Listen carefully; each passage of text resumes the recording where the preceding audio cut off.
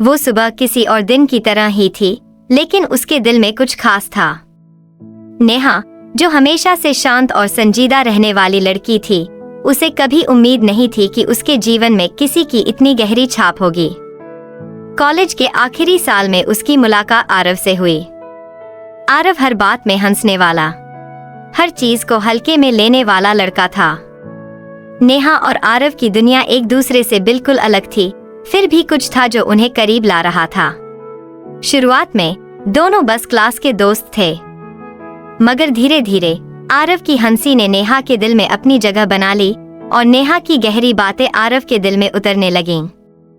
वो दोनों घंटों बातें करते थे, मगर किसी ने भी एक दूसरे से अपने दिल की बात नहीं कही। एक अनकही मोहब्बत दोनों के बीच पनप रही थी। एक दिन नेहा ने सोचा कि अब और इंतजार नहीं कर सकती। उसने फैसला किया कि वो अपने दिल की बात आरव को कहेगी। अगले दिन वो कैंपस के गार्डन में बैठी इंतजार कर रही थी, दिल में हजारों ख्याल। तभी आरव आया, मगर उसकी आंखों में वो चमक नहीं थी जो हमेशा रहती थी। नेहा ने हल्के से पूछा, क्या हुआ? आरव ने एक गहरी सांस ली और कहा, नेहा, मुझे एक बहुत ही खास बात कहनी है। नेहा का दिल तेजी से धड़कने लगा। उसने सोचा, शायद वही बात आरव भी कहने वाला है जो वो कहना चाह रही थी। लेकिन आरव के शब्दों ने उसकी दुनिया हिला दी। आरव ने कहा, मेरे पापा का ट्रांसफर हो गया है और मुझे अगले हफ्ते शहर छोड़कर जाना होगा। मैं ये नहीं जानता था कि ये इतनी जल्दी होगा। नेहा का चेहरा फक पड़ गया। उसकी आंखों में आंसू थे, मगर उसने उन्हें छिपा लिया। उसने हल्के से मुस्कुराते हुए कहा, ये तो बहुत अच्छी बात है, तुम्हारे लिए एक नई शुरुआत होगी। आरव उसकी आंखों में देख रहा था, जैसे कुछ समझने की कोशिश कर रहा हो, मगर नेहा ने खुद को मजबूती से संभाल लिया। वो नहीं चाहती थी कि उसकी मोहब्बत आरव पर कोई बोझ बने। वो दिन आ गया जब आरव को जाना था।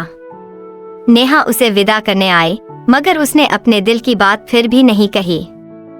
आरव ने भी कुछ नहीं कहा। दोनों के बीच एक खामोशी थी, जिसमें हजारों बातें दबी हुई थीं।